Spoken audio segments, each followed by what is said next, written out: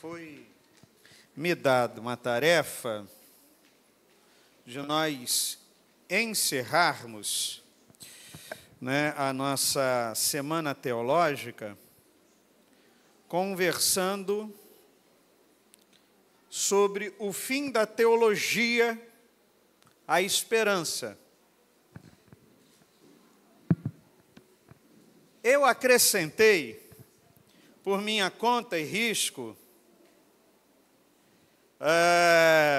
o fim da teologia, a esperança que encarna a missão. E a gente vai ver por que eu acrescentei esse título, para que a gente possa conversar a respeito do fim da teologia, a esperança. Amém? Ok? Então, eu convido você a abrir a sua Bíblia. Primeiro, nós vamos ler, passa para mim, Duda, por favor, isso. Dois textos. Primeiro, Gênesis, capítulo 12. Gênesis, capítulo 12.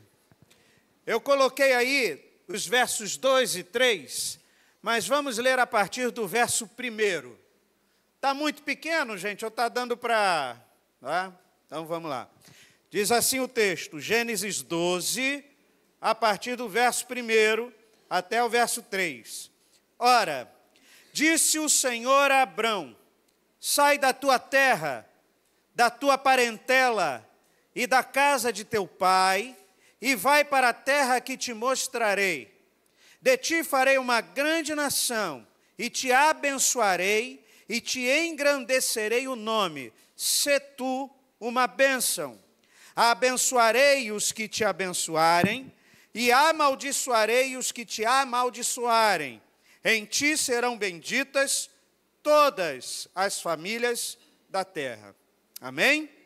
Vamos agora lá em Mateus, por favor, Mateus 28. Eu sei que você conhece o texto. Mateus 28.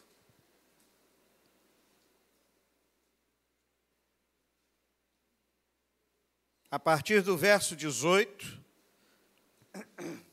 Mateus 28, a partir do verso 18, diz assim: Jesus aproximou-se, falou-lhes dizendo: toda a autoridade me foi dada no céu e na terra.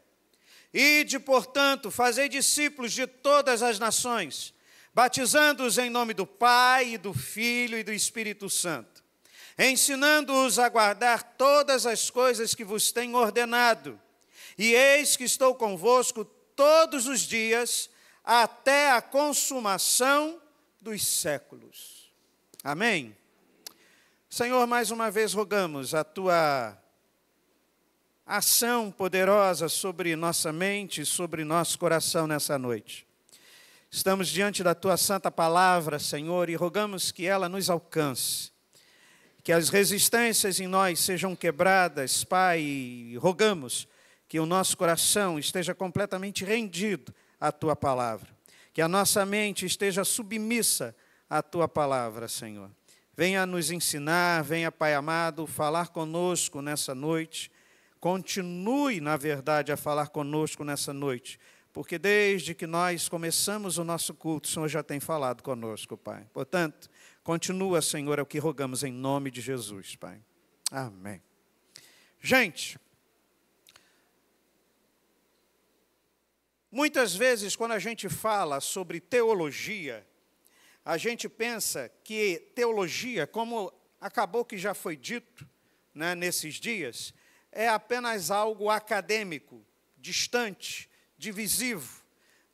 E a gente imagina livros empoeirados, debates sobre pontos doutrinários obscuros.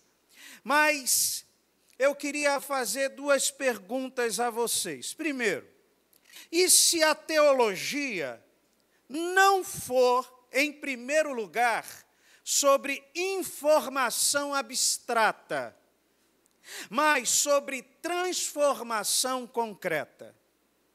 Segundo, e se o objetivo final de todo o nosso estudo sobre Deus não for apenas encher nossas mentes, mas fundamentalmente acender em nossos corações uma real esperança. A gente não pode se esquecer de que a gente vive num mundo que ainda bebe do iluminismo. Nós ainda estamos tocados pelo paradigma do iluminismo. E no paradigma do iluminismo, nós particionamos algumas coisas. A teologia, por exemplo, ela é sistematizada. Ou a teologia é bíblica. E no que diz respeito à teologia sistemática, né, ela é dividida em temas. No que diz respeito à teologia bíblica, ela é dividida em livros. Não que isso não seja importante, não que não haja a devida importância de uma teologia sistematizada, como de uma teologia mais bíblica, mas a questão é muito mais profunda do que um conhecimento meramente teórico. A gente precisa lembrar que o mundo confiável desse iluminismo que ainda permeia a nossa mente ruiu. A incerteza, o relativismo, o pluralismo e a desconfiança têm caracterizado a cultura dos nossos dias. E a cultura ocidental está se tornando cada vez mais uma cultura mais desesperançada. Cada vez mais uma cultura sem esperança.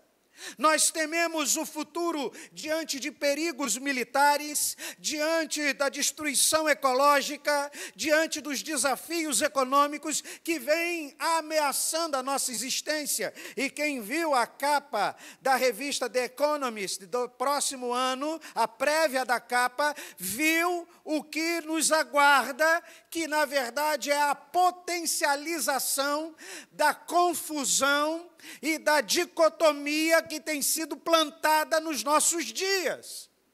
Nós estamos vivendo um tempo de extrema confusão, e essa confusão, nos próximos anos, vai ser acirrada, infelizmente.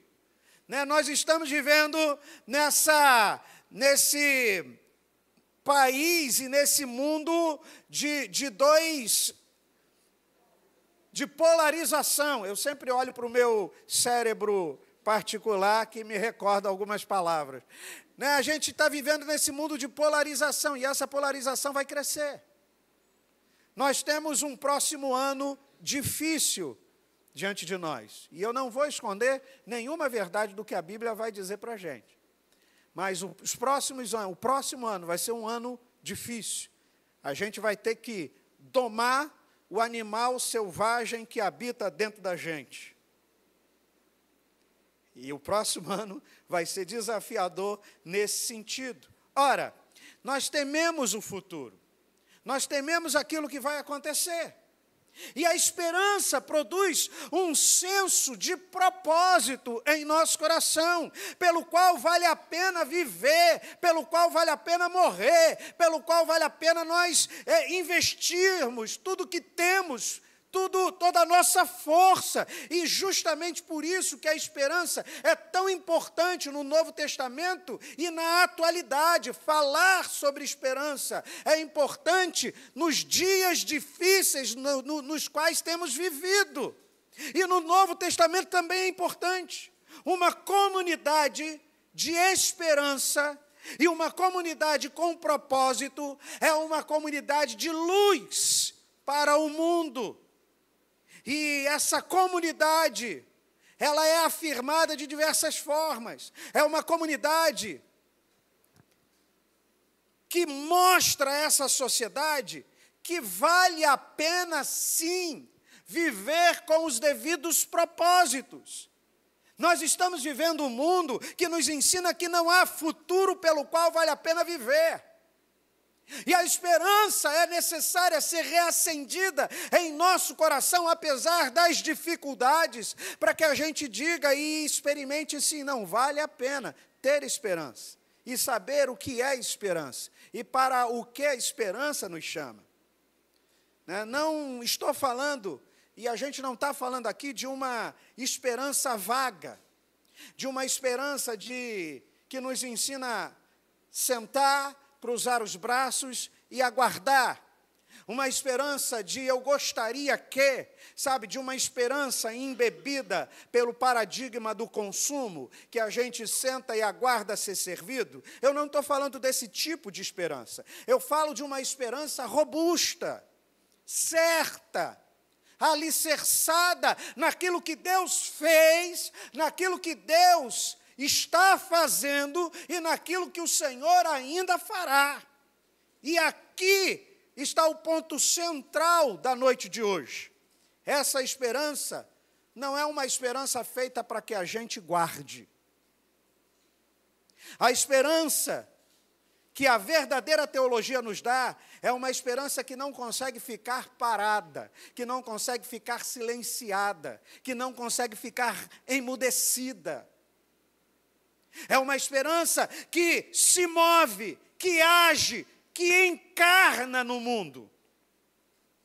A finalidade da teologia é a esperança, e a finalidade da esperança é a missão. E para entender isso, a gente precisa olhar um pouco e entender um pouco a história que nós temos vivido. Passa para mim, por favor, Dunda. E eu convido você a perceber essa grande história na qual nós temos sido convocados a experimentar. Às vezes, nós não nos envolvemos e não achamos propósito na nossa vida porque não entendemos a grande história do Evangelho. E eu quero conversar com os irmãos a respeito dessa grande história do Evangelho. Contar essa grande história. Essa grande história começa com a criação. Um projeto extraordinário de Deus. Deus cria. E quando Deus cria o mundo, o universo, Ele cria de uma forma perfeita, linda. E o que Ele faz, Ele percebe no final da sua criação que era muito bom o que Ele faz. E a teologia da criação nos dá esperança ao revelar o propósito original de Deus. Ele criou um mundo para aquilo que Ele chama da Shalom. É um mundo de paz, é um mundo de plenitude, é um mundo de relacionamentos perfeitos. É um mundo sem corrupção. Imagina, eu queria colocar aqui, achei que alguém poderia se escandalizar, mas quem tem um pouquinho mais de idade, como Renata, vai lembrar daquela música de John Lennon, Imagine. Imagina um mundo onde não há corrupção, um mundo onde não há roubo, um mundo onde não há briga, um mundo onde não há religião. Quando a gente olha para John Lennon ali naquela música, você percebe que ele está com a expectativa, ainda que inconsciente, a respeito do reino de Deus. Porque o mundo que ele está querendo é um mundo que será plantado definitivamente pelo reino, que já está presente, mas ainda não em sua plenitude. Então, o mundo anseia por um mundo assim. Essa foi, na verdade, a criação de Deus. Ele cria tudo perfeito. Ele cria tudo belo, e o ápice da criação de Deus é a humanidade. E Ele cria a humanidade à sua imagem. E essa imagem não diz respeito a uma qualidade. Entenda bem, Quando o Senhor nos diz que cria o homem à sua imagem e semelhança, Ele não está falando de uma qualidade, mas Ele está falando de uma vocação. Ele cria o homem à sua imagem e semelhança com uma vocação. Deveríamos atuar como uma espécie de mordomo dele diante de toda a criação, exercendo domínio e cuidado sobre toda a criação, e essa tarefa é chamada de mandato cultural. E qual era essa missão? O projeto original era que a criação fosse vitrine de Deus, vitrine do Senhor. Fomos colocados no jardim para sermos os mordomos de Deus, que refletisse o seu caráter bom, justo e criativo para o restante da criação. Para isso Deus nos chamou. Isso, a humanidade foi criada em missão desde o primeiro dia. A missão de exibir a glória de Deus, a missão de exibir a grandeza de Deus, a bondade de Deus, a justiça de Deus, a criatividade de Deus. Imagine se nós estivéssemos vivendo em um mundo assim. Mas você sabe o que aconteceu? Passa para mim, por favor. Você sabe o que aconteceu. Então veio a queda. Passa para mim, por favor, querido. E o pecado não foi apenas uma infração de regras, mas a interrupção, a rejeição dessa missão. Nós fomos criados com uma vocação: falar as grandezas de Deus. Na queda, essa vocação, essa missão foi rejeitada, foi interrompida. Ao escolhermos nossa autonomia, nós quebramos o espelho da vitrine. A vitrine de Deus ficou empoeirada, rachada, distorcida, e ao invés de refletirmos a glória de Deus, começamos a refletir os nossos ídolos pessoais, os nossos ídolos vazios, a nossa própria ambição. E o nosso coração, como Calvino diz, é uma fábrica de ídolos. E não há como, irmãos, não olhar para dentro do coração e não tentar identificar algum ídolo que esteja dominando tudo aquilo que ocupa o lugar de Deus. No nosso coração é um ídolo. Tudo aquilo que traz satisfação no teu coração, no lugar de Deus, é um ídolo. Tudo aquilo que traz no seu coração segurança, no lugar de Deus, é um ídolo. E nós temos diversos ídolos que às vezes nós não percebemos. Colocamos a nossa confiança no dinheiro, colocamos nossa confiança, no emprego, colocamos nossa confiança em tantas outras coisas, e a gente não vai percebendo que isso é um ídolo que tem dominado o nosso coração. Nossa segurança está no Senhor. E às vezes é por isso que muita gente, inclusive, deixa de entregar o seu dízimo e de ofertar, porque tem um grande ídolo hoje chamado Mamon. E eu sei que você já ouviu falar sobre Mamon. Então há pessoas que não conseguem, porque estão, ainda que isso doa a você ouvir, mas estão dominadas por Mamon. Não querem entregar o dízimo, porque não aceitam, porque não creem, porque não entendem, porque não querem entender, porque tem no dinheiro a sua questão de segurança primordial. Por que você tem dificuldade com o dinheiro? É você que controla o dinheiro ou é o dinheiro que controla você? Bom, o fato é que a vitrine foi quebrada. A missão foi rejeitada, e desde a criação nós fomos eleitos para a missão. Logo após essa queda, o Senhor se depara com Abraão, e em Abraão nós temos a redenção iniciada. O Senhor chama Abraão, e através de Abraão chama Israel, para que através de Israel, o povo então, todas as famílias da terra fossem abençoadas. E essa eleição que o Senhor estabelece com Abraão, e através de Abraão com Israel, deveria se cumprir de forma centrípeta. Eles deveriam viver de uma forma, ali naquela região geográfica, que era passagem para todas as grandes potências daquela época, mostrando a glória de Deus como vitrine de Deus naquele mundo, naquela época.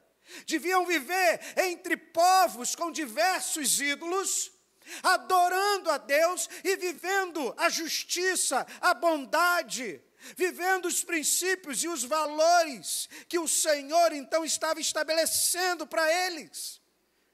Mais uma vez, a ideia da vitrine volta.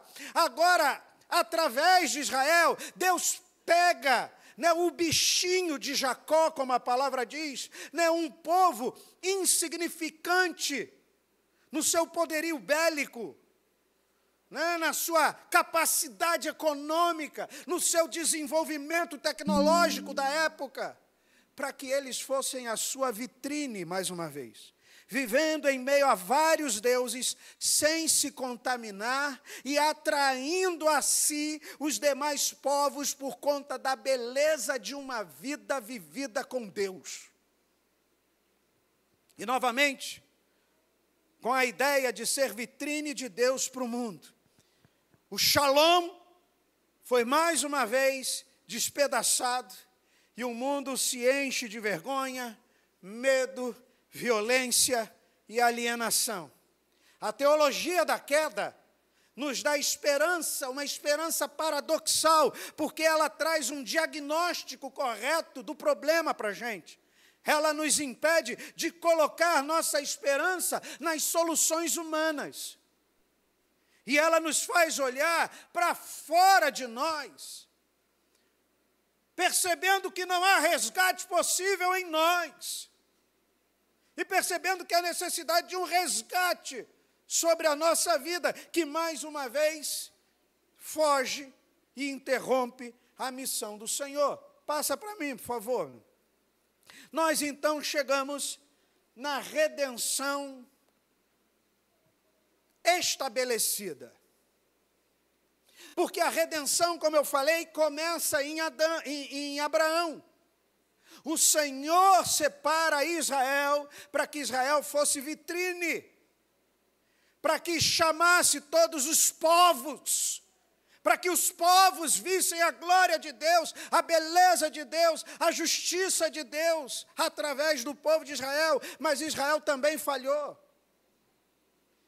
Então, aqui está o coração da teologia. O coração da teologia bate mais forte nesse ponto. Deus, em sua graça, não abandona o seu projeto, mas Ele inicia seu projeto de resgate. E como Ele estabelece esse projeto, Gênesis capítulo 12, versos 2 e 3, como lemos, a partir de Abraão.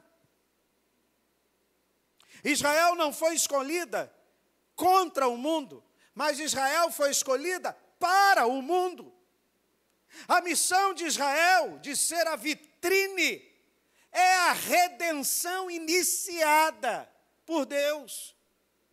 Era ser o povo que viveria de forma tão radicalmente diferente de tudo e de todos, tão cheio de justiça, de misericórdia, tão cheia da Shalom, que as nações ao redor olhariam e diriam: olha, o Deus deles é o verdadeiro Deus.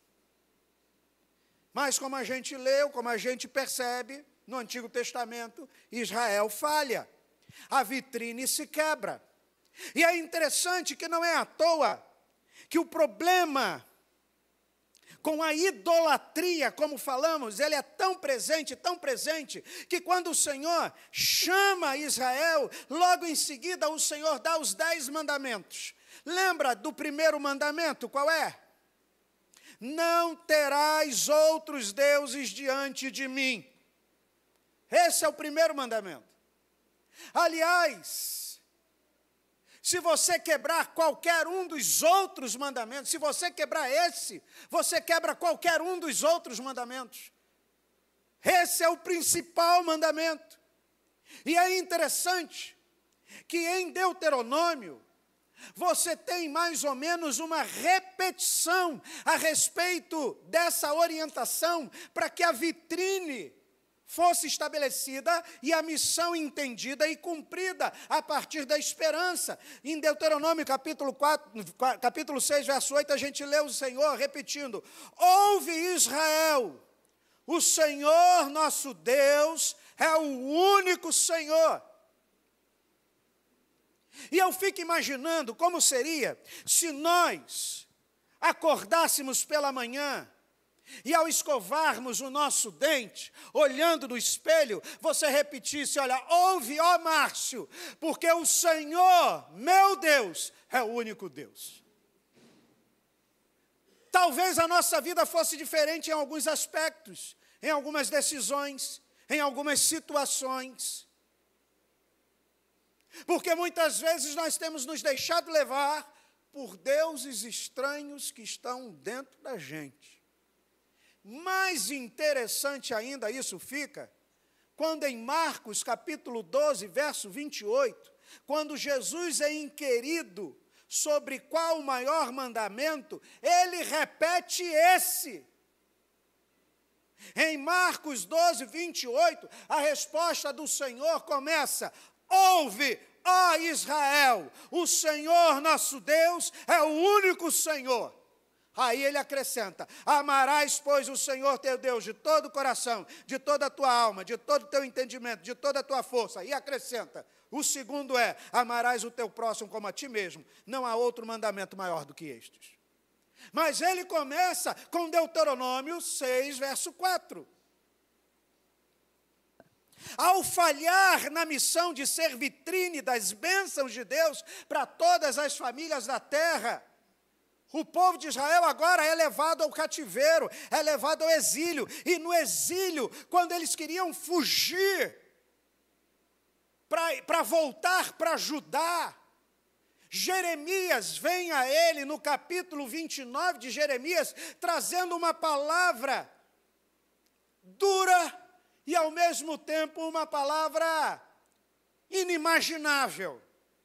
Porque se você pegar Jeremias no capítulo 9, você vai ver Jeremias trocando em miúdos, dizendo: olha, vocês plantem pomares, ou seja, empreendam na Babilônia, vivam na Babilônia, deem os seus filhos em casamento na Babilônia, deem as suas filhas em casamento da Babilônia, estabeleçam-se na Babilônia, junte-se à Babilônia, mas cumpra a missão. Parece que o paradigma aqui não é o paradigma de se aculturar a Babilônia, mas é o paradigma de viver como vitrine em meio à Babilônia. E o problema às vezes é esse. É muito mais fácil nós nos escondermos dentro das quatro paredes de um templo do que vivermos como vitrine na sociedade, no bairro, na cidade, no emprego, no trabalho, na vizinhança. É muito mais difícil. É muito mais difícil nós vivermos como Daniel, como arquétipo para nós, de como viver as bênçãos de Deus na Babilônia, cumprindo a missão. Nós a todo momento queremos fugir da Babilônia, queremos sair da Babilônia. Gente, nós estamos na nossa Babilônia. E nós não vamos deixar a Babilônia.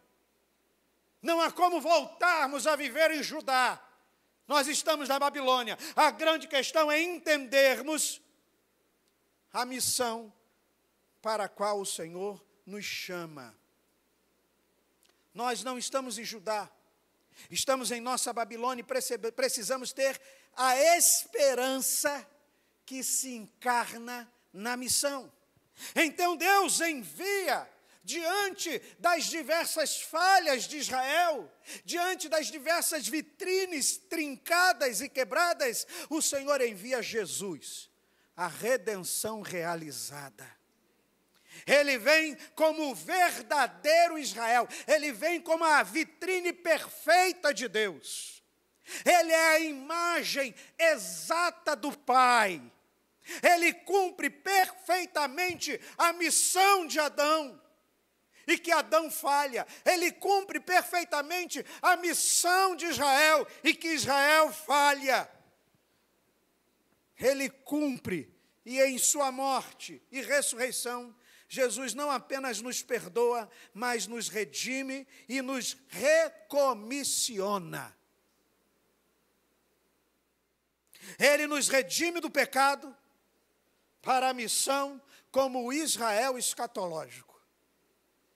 Lembra que o Senhor chama Abraão em Gênesis 12 e diz que em ti serão benditas todas as famílias da terra. Nós agora somos o Israel escatológico, ou seja, nós somos o povo de Deus que não mais está num lugar geográfico, não mais faz parte de uma etnia, mas agora é um povo espalhado que ainda vive na missão centrípeta de olhar, as pessoas olharem para a nossa vida e nos ver como a vitrine de Deus, pois vivemos os princípios, os valores desse Deus maravilhoso, mas ainda cabe sobre nós a missão centrífuga de ir e fazer discípulos a todas as nações da terra. Mas nós estamos recomissionados. Passa para mim, por favor. E aí nós passamos para a renovação. E essa é a nova era. É a era na qual nós estamos. A teologia da renovação, ou a teologia da igreja, povo de Deus. Por isso que não existe igreja sozinho, igreja é comunidade, igreja é povo. A todo momento o Senhor está tratando um povo, está chamando um povo. E Ele chama um povo, Ele não chama um ou a dois, como acho que o Alcino falou ontem, e o Bibo falou hoje também. Há uma comunidade. É um povo que o Senhor resgata, e é um povo que o Senhor comissiona. A teologia da igreja nos ensina que o que acontece entre a primeira e a segunda vinda do Senhor Jesus. Cristo junta pessoas de todos os povos, raças e nações e forma a sua igreja. A menina dos seus olhos, o povo escolhido, para que através desse povo o Senhor fosse glorificado e exaltado. E qual é a identidade dessa igreja? Para responder a essa pergunta, a gente precisa entender um pouco, e eu peço que você preste atenção, a teoria dos paradigmas. Preste atenção. Gente, há alguns paradigmas na história da igreja que precisam ser muito bem entendidos. Primeiro, o paradigma da igreja primitiva. No primeiro século, a igreja nasce da missão dada por Jesus. Ide e fazei discípulos de todas as nações. Amém? Então a igreja nasce da missão dada por Jesus, a qual é a razão da existência da igreja. No primeiro século, a missão passa a ser a existência da própria igreja. Não há possibilidade do primeiro século de dividir conceito de igreja e missão. Missão é igreja, igreja é missão. Vem logo em seguida o paradigma medieval, quando o imperador Constantino estabelece, através de um decreto, o cristianismo como a religião oficial do Império Romano. E a partir desse ato, as coisas mudam.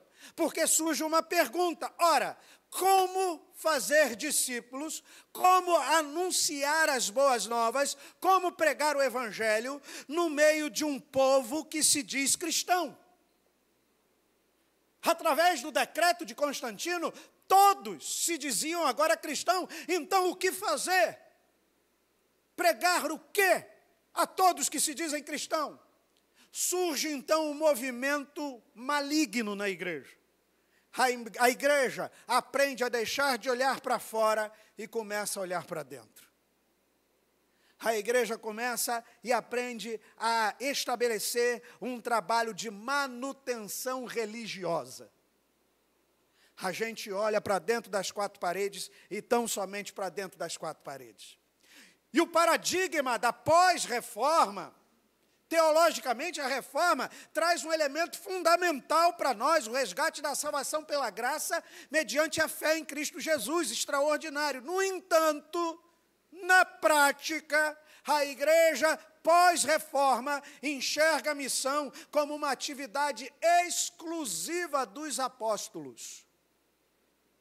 O papel da igreja, no paradigma pós-reforma, fundamenta-se em pregar a palavra, administrar os sacramentos e ministrar a disciplina, ou seja, fundamenta-se o trabalho de manutenção religiosa interna. Vem, logo em seguida, o paradigma moderno embebido do iluminismo. E o iluminismo é a redescoberta das potencialidades humanas, é o humanismo assumindo as rédeas do mundo. E conforme esse paradigma do iluminismo, a igreja passa a ser uma organização que sustenta a missão em oração e financeiramente. A missão foi expulsa completamente. E agora a missão é sustentada pela organização chamada igreja. E esse sustento se dá pela oração e pelas finanças. Chega o paradigma do século XX. E no paradigma do século XX, há um missiólogo chamado Leslie Newbigin. Passa praticamente a vida toda fazendo missões na Índia. Um inglês. E quando ele volta para a Inglaterra, ele entra em parafuso. Porque ele chega na Inglaterra e ele começa a perceber, não é possível. Eu passei mais de 20 anos da minha vida pregando o evangelho na Índia, e quando eu retorno para o país que me enviou, o país está completamente longe, distante do evangelho. Agora quem precisa ser evangelizado é a Inglaterra. E aquilo coloca a cabeça do Leslie Newbigin em parafuso. E ele começa a tentar entender o que é isso, né, o porquê disso. E passa, então, a haver uma redescoberta sobre a própria existência da igreja, que está conectada à missão.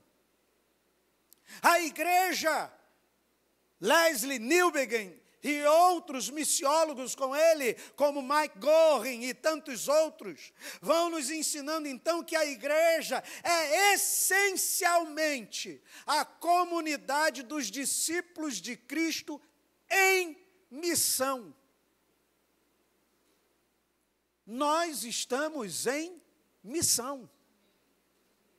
Em todo momento, em todo tempo, onde quer que estejamos. E a missão é de que o nome do Senhor seja adorado entre todos os povos da terra. Para isso, eu preciso ser vitrine da glória, da bênção, da bondade, da graça, da misericórdia de um Deus extraordinário que nos salva em Cristo e nos comissiona ao mesmo tempo. Para isso eu preciso anunciar, pregar, ir, fazer discípulos, sabe, enviar missionários, me ver como missionário e enviar missionários a todas as nações da terra. Mas sem se esquecer de que os primeiros missionários somos nós. Amém, meu amado? Esse conceito A igreja é essencialmente a comunidade dos discípulos de Cristo em missão. E nós não temos como desassociar esses dois conceitos mais, igreja e missão. Hoje, para a eclesiologia missional, igreja e missão é uma coisa só, porque não há igreja sem missão. Passa para mim, por favor. É isso aí que está? Não, volta, é. A igreja só é igreja quando está em missão. E isso é pesado da gente ouvir. Portanto, missão não é algo que a igreja faz, mas é algo que a igreja é. Nós somos um povo em missão, chamados desde Abraão. Abraão, gente, é a gênesis da igreja. E a igreja é a consumação daquilo que Abraão não pôde fazer, mas nós, igreja, podemos fazer em Cristo. A igreja é a esperança encarnada. A igreja só é igreja quando está em missão. Esse mundo ainda não explodiu por conta da presença da igreja. E a gente precisa entender e resgatar o nosso papel, não de clientes consumistas, mas de discípulos de Cristo. E se somos discípulos de Cristo, estamos em missão. E quando você sair daqui nessa noite, você se lembra, você está em missão. E a sua missão, ela não está associada às benesses da sua vida. Eu estou em missão quando tudo me vai bem, quando está tudo bem, quando está tudo correto na minha vida. Israel tinha que viver a missão no exílio, na Babilônia, mas tinha que ser vitrine lá. Eu não sei a dificuldade pela qual você tem passado, mas você é servo do Deus vivo. Você foi alcançado por uma graça indizível. E essa graça não alcançou você tão somente para que você ficasse esperando a morte chegar, para que você fosse viver no céu. Não, o Senhor te chamou para a missão.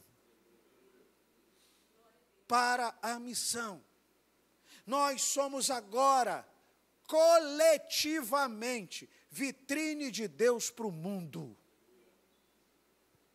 Sabe, em nós, igreja, tudo se faz novo, individualmente e coletivamente, um novo povo, agora, não com as nossas forças, mas cheios do Espírito Santo de Deus, que nos capacita a sermos essa vitrine, que nos capacita a vencer os nossos ídolos pessoais não são combatidos por nossas forças, mas pelo poder do Espírito Santo de Deus que opera em nós, que nos conscientiza a respeito do nosso papel, que nos faz aplicar a esperança que Cristo trouxe a nós, encarnando essa esperança na cidade, no bairro, no trabalho, na vizinhança, na família, no mundo. Como Tim Keller costumava dizer, a igreja deve ser uma contracultura para o bem comum. Uma contracultura para o bem comum. Ou seja, a nossa esperança não é apenas que nós iremos para o céu. Quem vai para o céu? Quem quer ir hoje? Ninguém, né? Ninguém. A nossa esperança não é apenas irmos para o céu, mas trazermos um pouco o céu para a terra. Amém, meu amado? Trazer um pouco do céu para a tua casa, para o teu trabalho, para a tua vizinhança. Como que a gente faz isso? Sendo a vitrine de Deus. O povo de Deus é escolhido por Deus em Cristo, em favor do mundo, gente. Eu vi esses dias, novamente, um cidadão, não há como chamá-lo de pastor, me perdoe, mas um cidadão esquizofrênico, no mínimo. E ele virava, eu já falei, né? Ele virava para a janela atrás do púlpito dele e fala: eu amaldiçoo essa cidade, eu amaldiçoo. E tem um menino cantando na hora do louvor, na pregação, cantando sobre o amor. E ele está: eu amaldiçoo essa cidade, eu amaldiçoo o prefeito, eu amaldiçoo. E começa a xingar. Irmãos, a igreja deve ser uma contracultura para o bem comum. Você não gosta de bolsonarista? A contracultura de você amar quem você não gosta. Você não gosta de quem é do PT? A contracultura de você amar de quem você não gosta. É ser maduro. Parar de meninice, de criancice, de infantilidade. Porque nós somos a vitrine de Deus. Você tem refletido o que na tua vitrine? O que está em exposição na tua vitrine? O que está em exposição na nossa vitrine? Deus, por meio de seu chamado, dá sentido e direção às nossas vidas.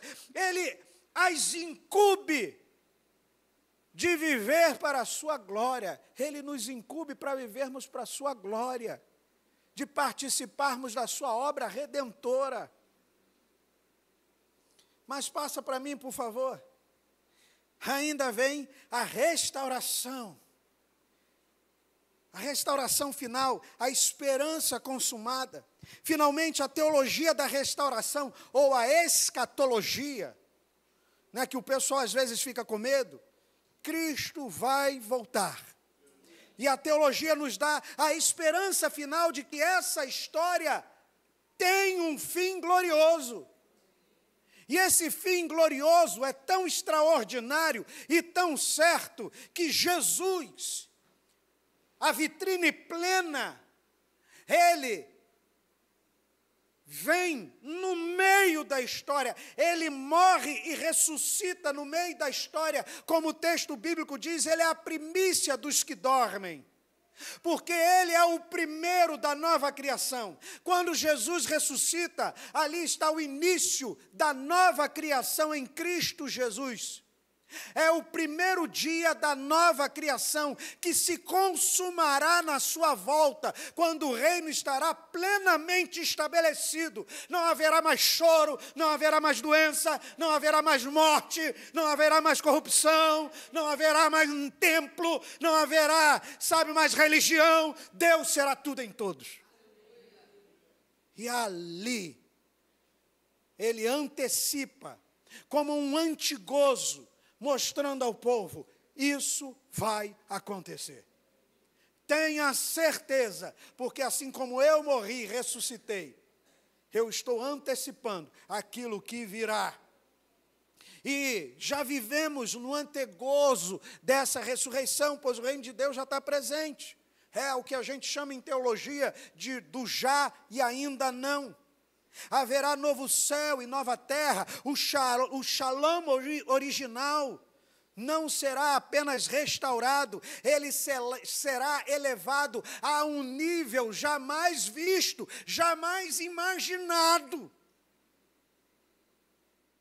Mas essa esperança final não nos torna passivos, pelo contrário, ela nos dá energia e precisa nos dar energia para a missão. Ela nos assegura que o nosso trabalho no Senhor não é vão, como diz 1 Coríntios 15, 58. Nós não estamos polindo o latão de um navio que está afundando, mas estamos, pela missão, demonstrando como será o mundo restaurado. E a partir da sua vida em família, da forma com que você trata a sua esposa, seu marido, sua filha, seu filho, seu pai, sua mãe, por mais que eles tenham sido não muito bondosos contigo, da forma com que você trata a sogra, agora pisei em terreno minado. A forma com que você trata o inimigo é diferente. Porque a gente está num mundo em restauração. Passa para mim, por favor, querido. Cada ato de justiça, cada refeição compartilhada com o necessitado, cada palavra de perdão, cada evangelho pregado, é um ato de esperança que aponta para a restauração final. E o Senhor confiou isso a mim e a você. Agora tem um problema, não passa ainda, por favor, querido. Se a teologia produz esperança, e a esperança se encarna como missão, a pergunta para nós hoje é muito simples. Nossa teologia está funcionando?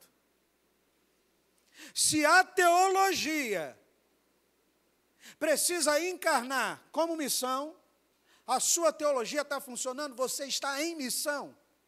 Quando você sai do templo, você encara a vida como um campo missionário. Você encara onde você está como um campo missionário. Nosso entendimento de Deus não está nos tornando pessoas mais missionais, ou o nosso entendimento de Deus está nos tornando pessoas mais arrogantes, que cria uma espécie de gueto religioso, onde a gente é santo pelo que a gente faz, pelo que a gente diz, pelo que a gente deixa de fazer, pelo que a gente fala, mas não estabelece, não vive a missão. Nossa esperança está nos levando a cruzar a rua para amar nosso vizinho, ou apenas nós estamos cada vez mais fechados nas nossas bolhas sagradas. Como que eu faço isso? E aí eu queria que você levasse para casa, passe, por favor. Passa. Isso, o bless. O que é bless mesmo? Hã? Bênção. Bless. Você é uma bênção, meu irmão. Teu marido é uma bênção. Tua esposa é uma bênção. Teu filho é uma bênção. Eu queria que você fosse para casa. Como aplicar tudo isso? Bless. O que é isso? B, comece com oração. Eu queria que você, nós estamos em missão, né? Pense em alguém, uma única pessoa, para você orar durante essa semana. Mas uma pessoa que esteja afastada, ou que ainda não se rendeu ao Senhor. Pense em alguém. Uma pessoa para você orar durante a semana. De preferência, até jejuar por ela. Orar pela vida dela. Orar com ela. Parar e orar de fato por essa pessoa. Amém? Agora você vai ouvir. E o que é esse ouvir? Essa dinâmica do escutar? Você vai descobrir as necessidades dessa pessoa, as reais necessidades dessa pessoa. O que essa pessoa está precisando? O que ela está enfrentando no trabalho? O que ela está enfrentando na vida? O que ela está enfrentando, sabe, na vizinhança? O que ela está enfrentando como desafio dos seus sonhos? Porque às vezes nós ficamos apenas orando, e orando meio que, né, sem uma lógica correta, porque a gente não se aproxima da pessoa, e não tenta alcançar a pessoa e saber da pessoa, olha como você está. E às vezes há pessoas próximas a nós que só precisa de alguém que se aproxime dela e realmente queira saber, olha, como você está. Então escute essa pessoa. Terceiro passo, esse então é extraordinário. Coma. Invista tempo tomando um café com essa pessoa. Convidando essa pessoa para um lanche. Invista num restaurante, sabe, Renato? E coma com essa pessoa, passe tempo de qualidade com essa pessoa. O coma aqui é passe tempo de qualidade com essa pessoa. Os grandes negócios, os maiores negócios da terra são fechados na mesa com alimentação. Jesus era conhecido como um comilão e um beberrão, porque ele estabelecia o seu discipulado através exatamente desse mecanismo. Então, coma com essa pessoa. O quarto passo, sirva. Responda às necessidades das pessoas, ajude de maneira prática, não fique apenas ouvindo, sabe, não partilhe apenas das dores, mas veja como você pode ser bênção, bless. Como que você efetivamente, na prática, pode ser bênção na vida dessa pessoa. O que você pode fazer de forma simples e prática para ser bênção na vida dessa pessoa. E o segundo e o último passo, conte a história. Que história? A história de um Deus que criou todas as coisas para que toda a criação experimentasse de uma vida extraordinária. Mas desde a criação, o homem, ali no arquétipo de Adão e Eva, tem escolhido a autonomia e tem então rejeitado a missão de ser vitrine. O Senhor então escolhe Israel a partir de Abraão, e diz que a partir de Abraão todas as famílias da terra seriam abençoadas. E separa Abraão, separa Israel, e em Abraão você tem ali, de certa forma, a gênese da igreja, que viria a nascer posteriormente. Você tem a escolha de uma nação, para que entre várias nações idólatras fosse a vitrine de Deus. Esse povo rejeita mais uma vez a missão. O Senhor, então, encarna. E o próprio Deus, a segunda pessoa da Trindade, encarna nesse mundo, morre por mim e por você, não para que houvesse apenas a salvação individual. A gente está tão embebido do iluminismo que a gente só pensa na salvação individual, mas a salvação também é coletiva. Quando o Senhor salva, Ele salva você, mas salva também um povo. Através desse povo, toda a família da terra seria abençoada, cumprindo aquilo que Ele prometera a Abraão. Agora, esse povo, que é eleito em Cristo Jesus, pela graça, é o Israel escatológico de Deus. E a promessa do Senhor se cumpre a partir desse povo. E então vem a renovação, porque em Cristo todas as coisas são feitas novas. Tanto individualmente na nossa mente e em nosso coração, como coletivamente esse povo resgata a missão de ser vitrine de Deus, de cantar e de contar e de anunciar as benesses de um Deus que nos amou primeiro, embora nós não merecêssemos, mas que nos comissiona, apesar das nossas fraquezas, apesar das nossas dificuldades. E ainda o último capítulo, que é a restauração.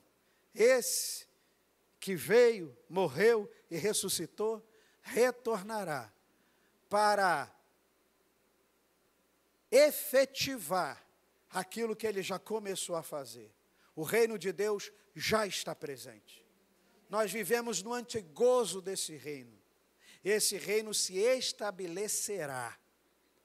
Pode as coisas irem de mal a pior, nós vamos passar por momentos de dificuldade, eu não vou negar. Todo momento de transformação é difícil. Já viu, toda mudança é complicada. Quem já se mudou, eu acho que eu posso falar, já me mudei 9 vezes.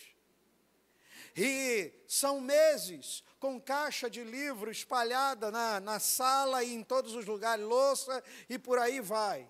Panela eu já perdi, tudo que tinha que comprar tudo de novo.